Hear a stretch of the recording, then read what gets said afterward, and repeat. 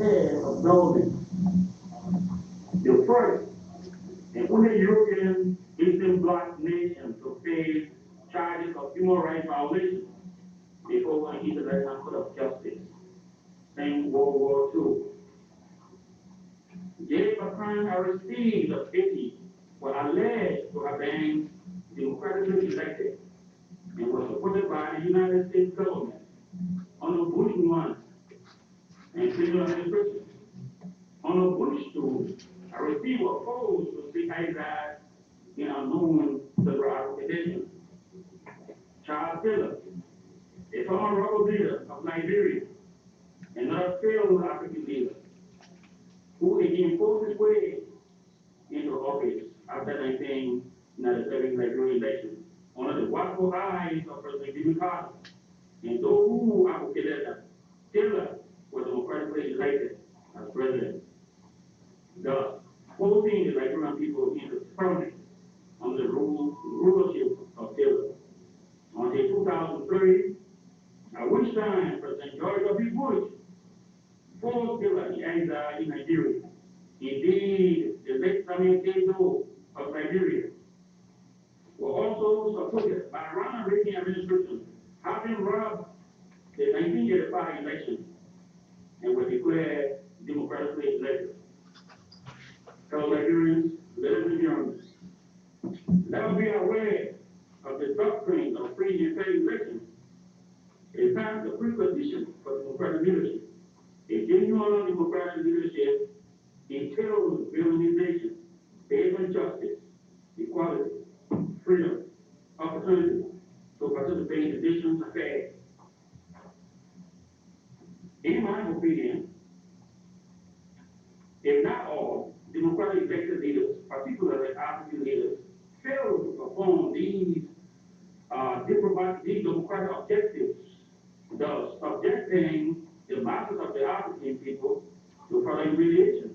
Obviously, the demise and abuse of Africa's post-independence and democratic process attributable to the failure of many African leaders, including Samuel Kezo.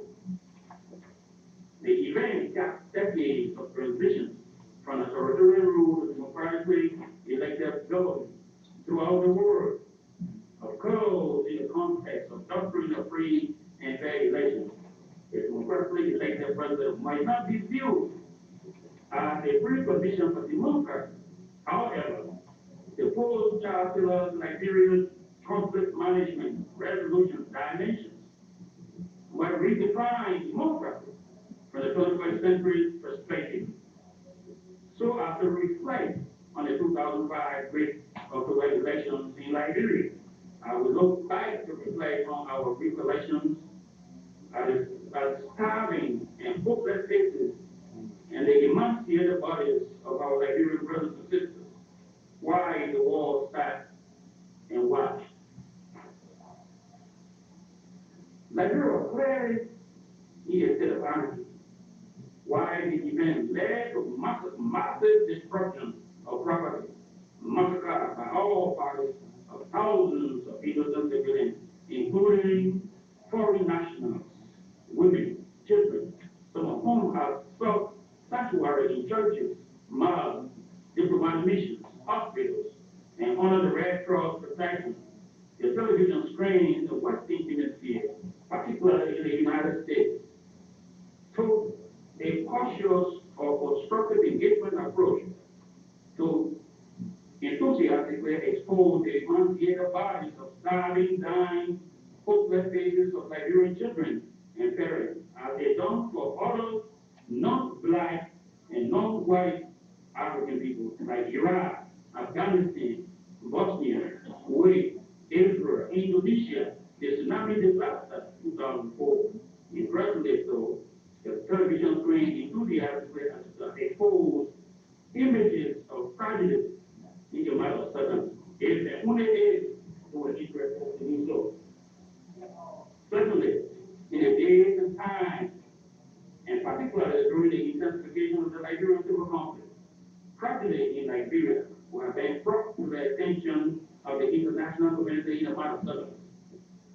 If the Western Hemisphere were interested in the affairs of Liberia, To the contrary, there were some view the images of Liberia are one of crime, pride, ethnic group, viciously fighting each other for political powers and control who are already dedicated to their country. Why others saw the horror and the chaos as something natural and inherent among the African people in general. The case study of Rwanda in 1994. Indeed, each conflict in Africa seems to be taken out of context and is described as an incident or as business as usual. These views, whether deliberate or based on ignorance, fail to recognize the interrelationship between internal conflict, imperial African conflict, and outside forces. Whatever the circumstances, ladies and gentlemen, life lost will not be equal to life gained. Certainly, it will not be far from the truth to give the impression that external and internal colonial state formation are not preconditions for the civil conflict in Nigeria. Therefore, the presentation intends to urge the Liberian people to take stock of their political leadership from 1847 to 1980, and from 1980 to 1990, and from 1990 to 2005, in order to judge for themselves as to which one of these regimes affect either a devastating blow in their lives or somehow alleviation or minimization of their suffering or tolerance of their humanity.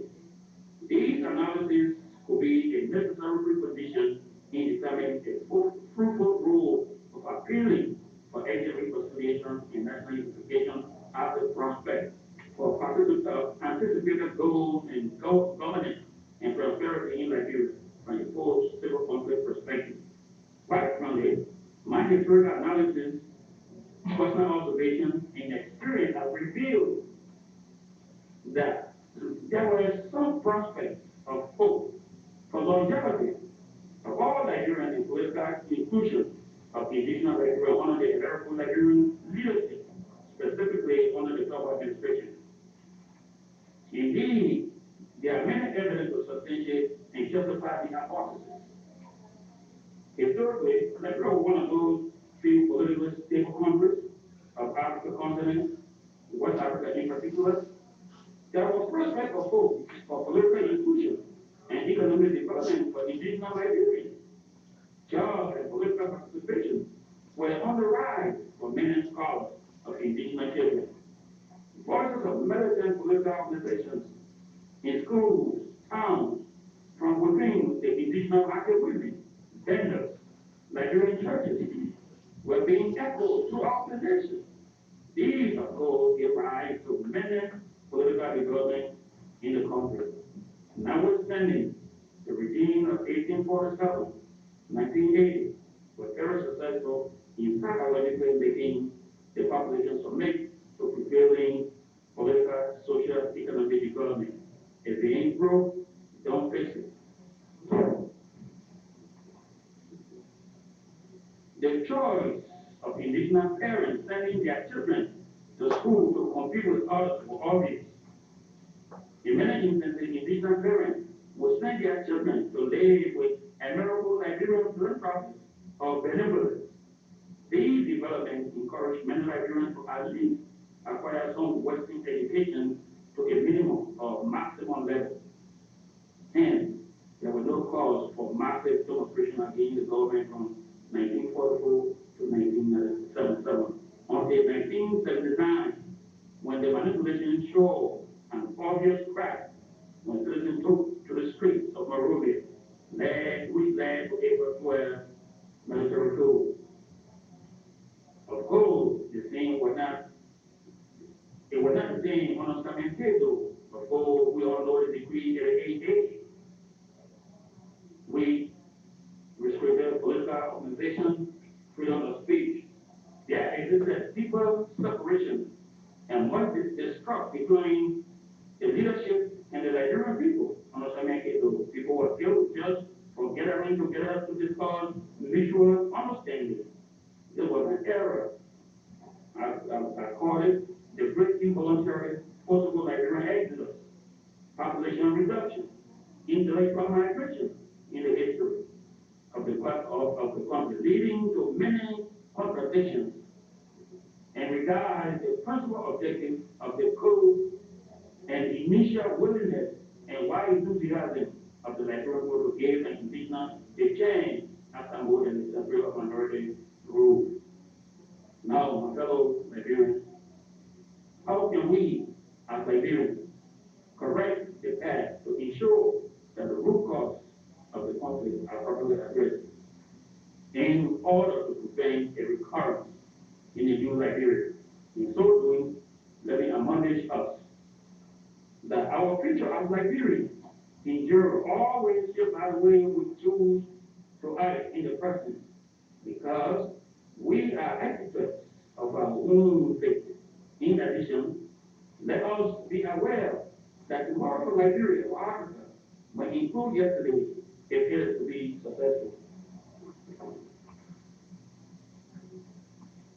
Because it is obvious that creative phenomena, be it physical, matter, animate, or inanimate, has roots. And the key to correctly understanding a particular phenomenon is thus to investigate its origin and the evolutionary path it has proven to reach a particular state of development.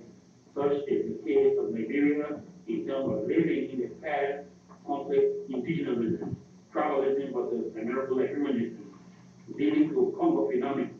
This, of course, has historically permeated the fabric of Liberian society.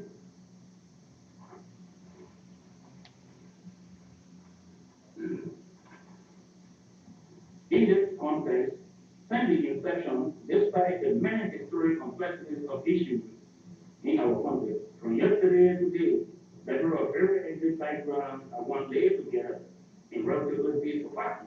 As brothers and sisters, I live, I saw, I know that it's true. As a matter of fact, I am a member and belong to all of the Liberian active actions and Liberian social, political, cultural, exit, and historic reality.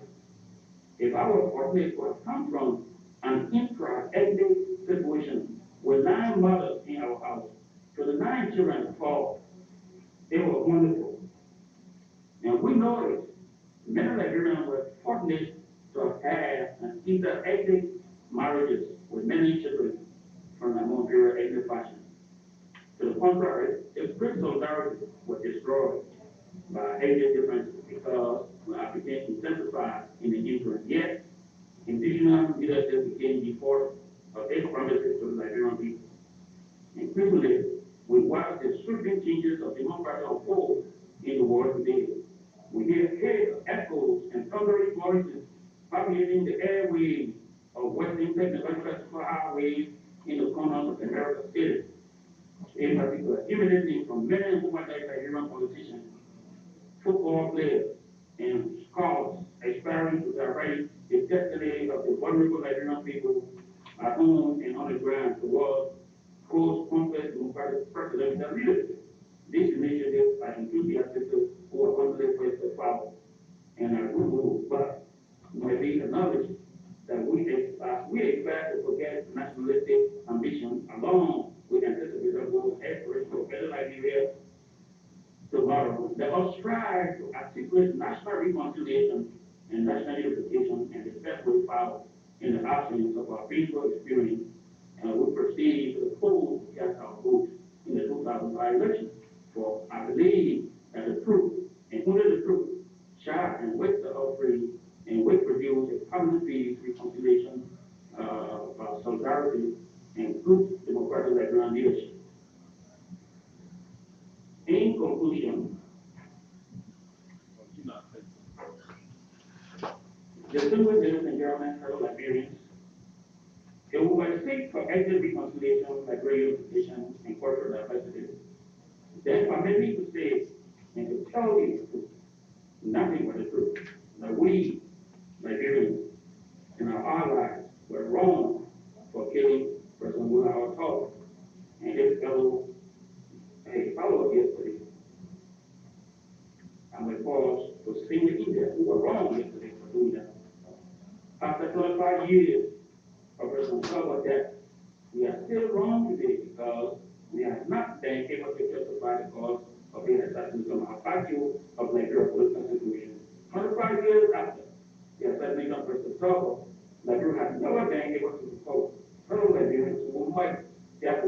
aside a nation day of repentance, atonement, reconciliation, we will extend our forgiveness to all of our brothers and sisters for the historic mistakes we made in Liberia.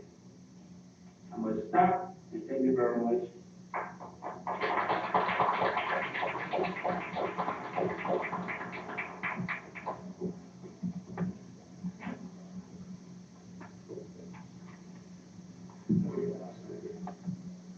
We will take a format of having all the panelists speak.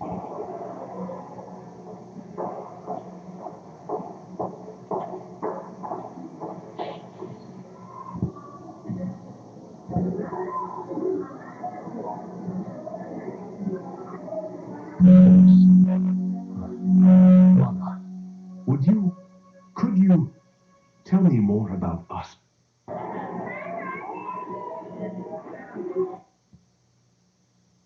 Out loud. It's fine.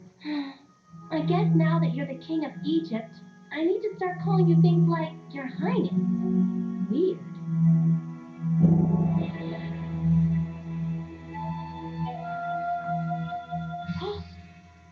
Mahad.